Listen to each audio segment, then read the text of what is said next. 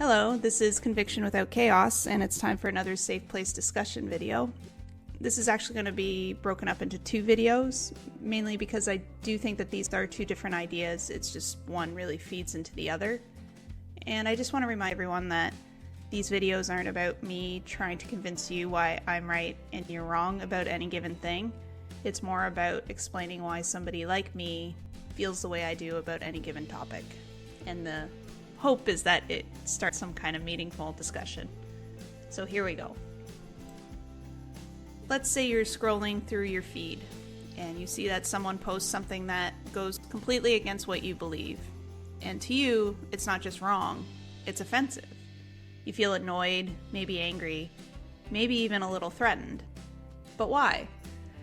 Why does someone else's belief or lifestyle or identity feel like it's attacking yours? To understand that, we might need to go back, way back, to the tribal mind. Humans didn't evolve to live in cities or online. For thousands of years, we survived in small, close-knit tribes. In that world, belonging was survival. If you were cast out, you didn't just feel sad, you were alone, vulnerable, and in danger. So we developed instincts that prioritized unity, shared beliefs, and loyalty above doubt.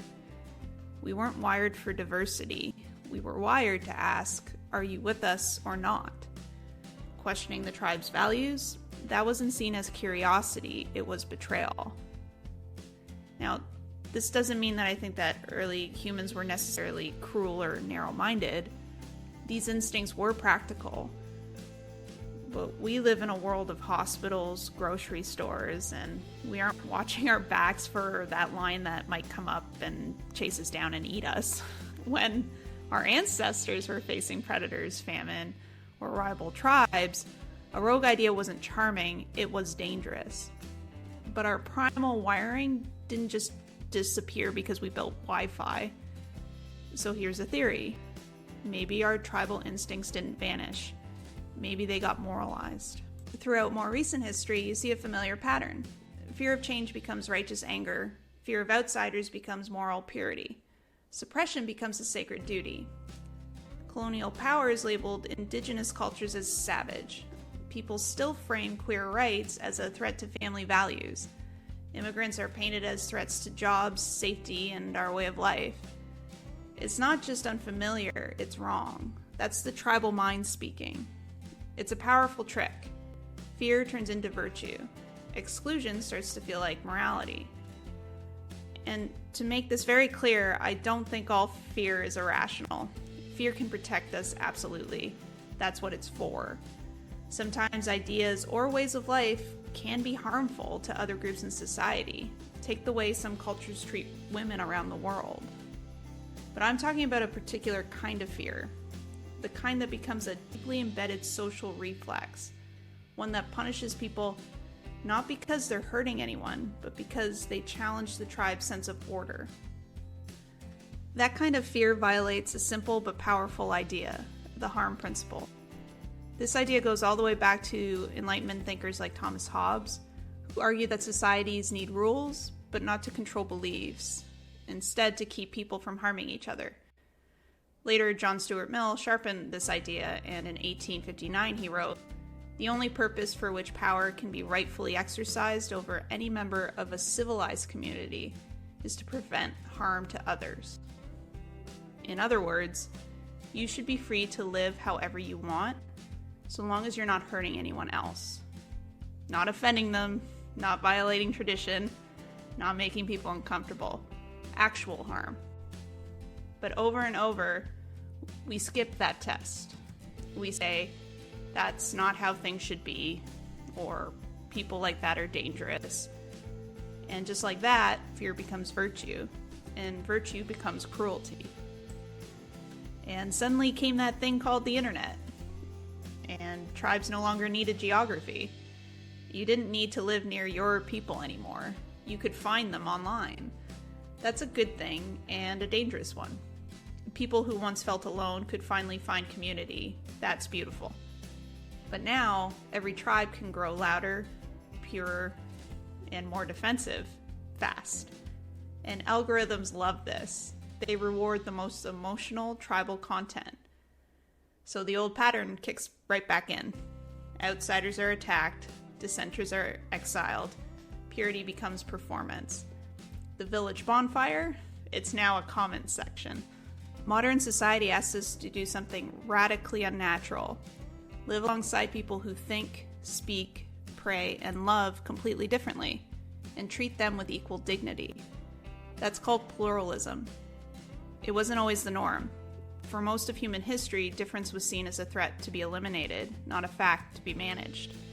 But in the 1600s, after brutal wars between Catholics and Protestants, European philosophers like John Locke started to imagine something new. What if the state didn't control belief? What if people could live with different faiths and still be citizens under the same laws? Later Enlightenment thinkers, Milligan and Voltaire, pushed this further. Diversity could be a strength, not just a burden. After World War II, the global community embraced pluralism more formally. Institutions like the United Nations and the Universal Declaration of Human Rights were built on the belief that we could no longer afford moral monocultures. Pluralism isn't about agreement, it's about coexistence through rules. And it's fragile, because it doesn't feel like tribal safety, it feels like uncertainty. In times of stress, people retreat to the old instincts, us versus them, clean lines, clear enemies, simple answers. So why do we want pluralism in the first place? Because without it, democracy collapses. You can't vote, compromise, or build laws if everyone's living in a different moral universe. Creativity dries up. Diversity isn't just a buzzword, it's a fuel source. New ideas, breakthroughs, and cultural richness come from difference. And if you want some examples, the US civil rights movement inspired global change. Refugees have gone on to found billion-dollar companies. And things like hip-hop, jazz, and punk, they were all born from cultural collisions. Pluralism doesn't just make society fairer, it makes it better. Even now, tribes define who's in and who's out, and they still use language and morality to do it. Today's tribal code words, woke, bigot, virtue signaler, fake news, red-pilled, snowflake, these aren't just insults, they're loyalty checks. If you say the wrong thing, even politely, you're not disagreeing, you're crossing a boundary. We're not debating ideas anymore, we're protecting borders. And we still see this tribal instinct in small, everyday ways, like parenting styles or public health debates. Someone says, I don't believe in that, and suddenly it's not just a disagreement, it's an attack on identity. It's no longer, I disagree with your method, it's, people like you are dangerous. That's tribal moral logic. It turns personal choices into public threats, and it shows up on all sides. So where does that leave us? Maybe we haven't outgrown tribalism. Maybe we've just uploaded and upgraded it. The difference is, now we can go to war with people we've never met, over values we've never questioned, from the comfort of our own phones. So what can we do about it? And to be honest, I don't really have a my take for this video. This whole video is really just a concept, a lens or a way of looking at things. But maybe, if we can understand how these instincts shape us, we can start choosing something better. For now, maybe the best we can do is just keep an eye on ourselves and help the next generation recognize the patterns before they repeat them. We may never make a perfect world, but we can always aim for one less cruel. But here's a real danger. At least ancient tribes shared the same fire. Today we don't even share a reality.